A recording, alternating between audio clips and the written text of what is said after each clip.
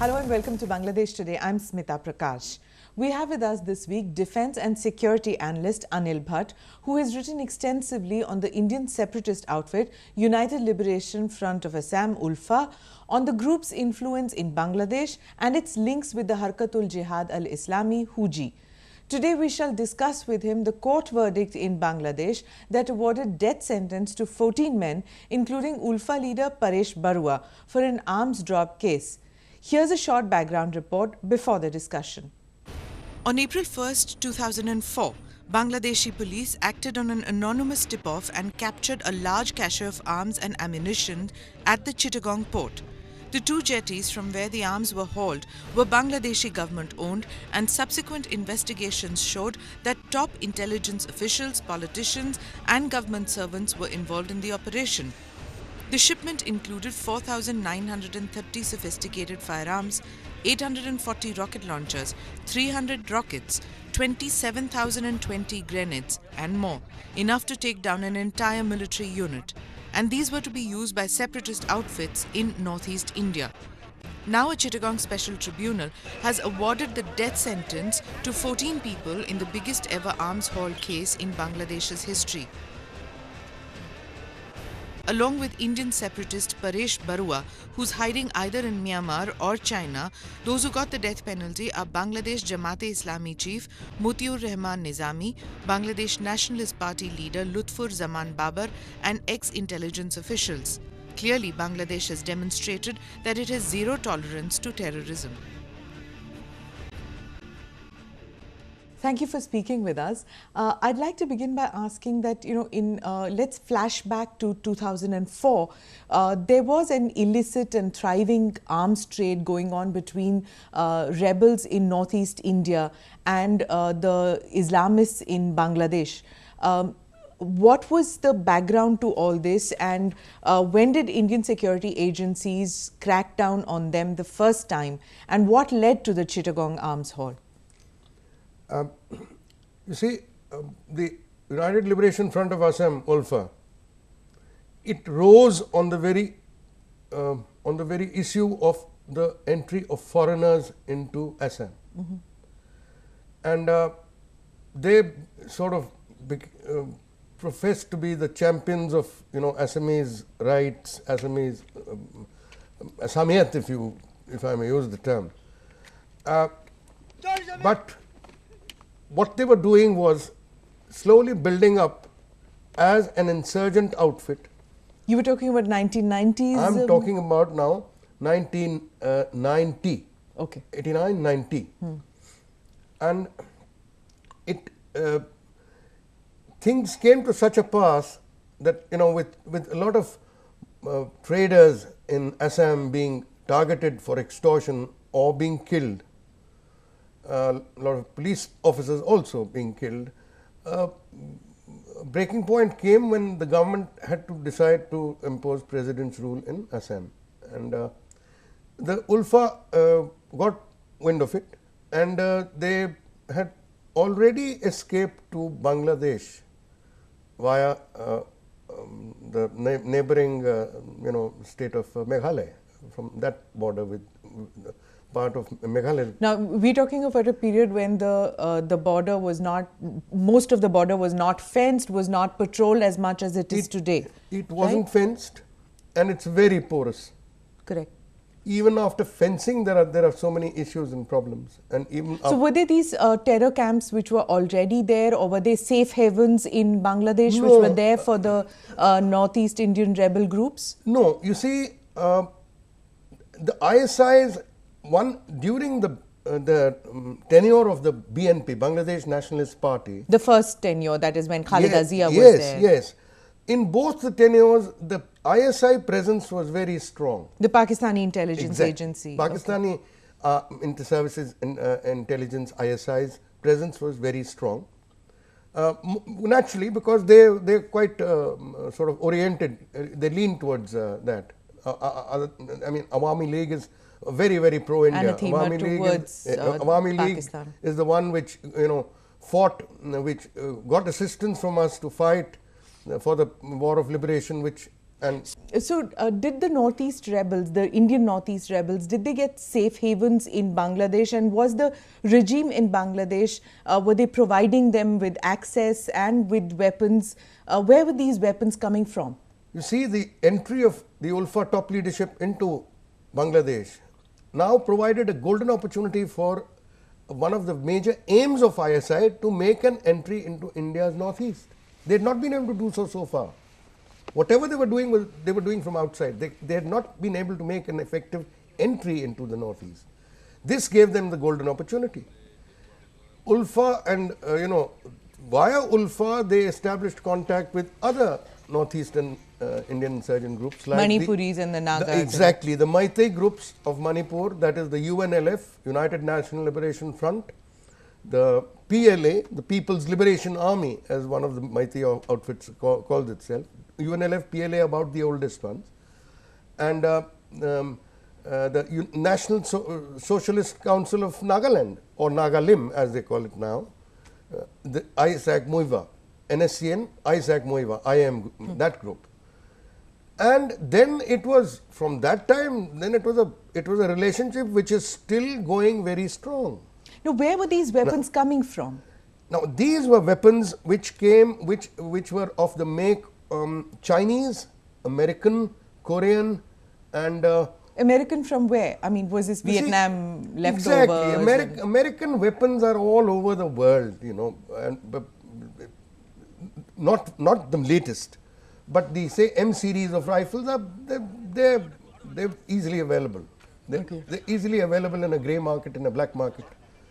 So there was this thriving trade which was growing on, and it was absolutely. funding. And ISI is, there's no better sort of, there's no more efficient outfit than the ISI in, in trading in weapons and drugs. So the first major crackdown on these groups, which included the Bangladeshi Islamists and the Indian separatists, was, I think, Operation Bluebird, or there was one operation that happened. Then the Bhutanese government cracked down on them. Yes, that was later. That was Bhutanese government was around the same time. It was around the same time. It's they had. But they couldn't break the back of this link, this nexus. No. This nexus ran very strong till the Awami League made its last entry in end of 2008 and beginning of 2009. Why was there such a huge consignment which was at one place? I mean, it never happens like that, right? I mean, you get one box of, say, you get about 20 boxes coming in from one part of the jungles, 20 boxes from the Bay of Bengal. Very good Where question. does 1,000 boxes suddenly become an arms drop? Very good question, Smita. But here exactly this is what happens when a government, when a whole government, has in so many elements, and when you have the Bangladesh Army's DGFI, the Directorate General of Field Intelligence, that and the ISI, both on the same page with the same aims, that is, be an eastern pincer into India. Was it a matter of chance that it happened, or was it an intelligence tip-off, you think, from India that led to the seizure of this? This could not have, some tip-off must have been there. But what is surprising is that it happened during the same government's. Correct. Of course, Khalida Zia would have egg on her face if it turned out that she condones such an operation. But let me tell you that the vessel, one of the vessels was registered in the name of Salahuddin Qadir Chaudhary, the advisor on parliamentary affairs to the BNP government. So the establishment was very much on board as far as this was concerned. I mean, what could have happened had this been a successful operation? Do you think that the history of Northeast India would have been different had this seizure not happened? Had that arms drop not been caught? Had these 14 people not been caught? What could have happened? What could have happened was that we would have had more incidents, more killings. It's just a matter of. I mean, would the Northeast have been in a similar situation that that happened in, say, the 90s in Kashmir? Would that have been No. That, well, I cannot but comment here that the governments of the day have not been as assertive as they should be. The governments of the day in India have not been as assertive as they should be in matters which involve our insurgents being supported by Pakistani or Chinese. Now, in this case, ULFA is not only once Bangladesh National Party, when the writing was clear on the wall that Awami League is going to come, that is the time they hightailed it from there. They went and they're now in Burma and they're getting help from China now. Once the Chittagong arms drop case has taken place, now can India now expect some kind of action on Anup Chetia's extradition to India? As it is, Bangladesh has handed over to us a number of ULFA and cadres and other outfits, cadres. They've been quite positive. In fact, I think we have now fallen short when Mamata Banerjee came in the way of the Rivers Accord. Right. Now, the links between radical Islamists in Bangladesh, in Pakistan, and separatist groups in India, how does one go about breaking these links? How do the countries cooperate to break these links? Yes. Now, we must cooperate with the Bangladesh Awami League government. We must have strong cooperation with them to break the backs of all these, because I'm telling you, it's a very good beginning that was made by the Awami League once it came back to power from 2009 onwards. And mind you, what they're doing against tremendous pressure. The moment she took over, the first thing was the Bangladesh BDR, the Bangladesh rifle.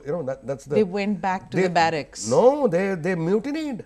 Oh, you're talking about the first. Yeah, oh, this time, means in the earlier election. This 2008 election. Huh. After that, very shortly after that, they mutinied. What was that? What was the? That was because of the schism that.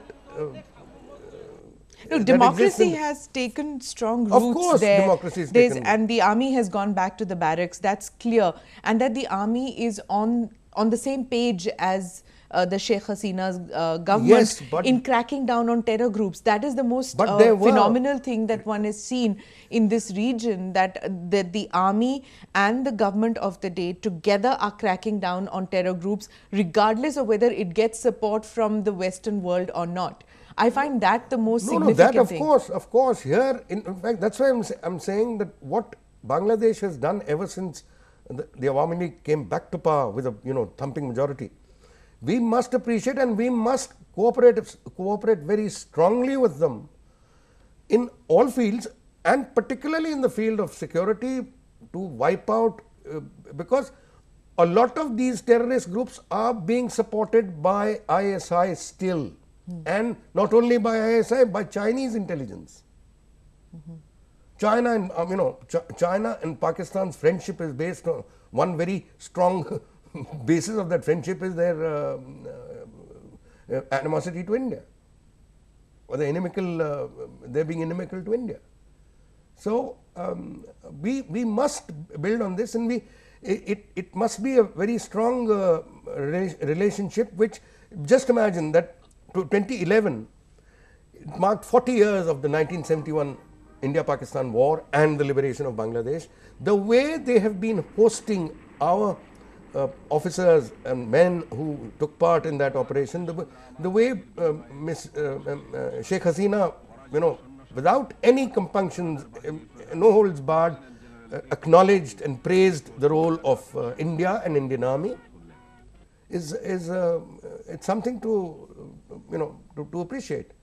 The Chittagong arms drop case, once this happens, I think it will also impact on our cooperation that we have with Myanmar on this issue, isn't it? On security related matters. Well, Myanmar, you know, the army chief, the latest development was their army chief coming here, and both the, you know, An Indian Prime Minister might be going for BIMSTEC. yes, BIMSTEC, Dr. Manmohan Singh will be going, and their Prime Minister, you know, came here with a huge delegation.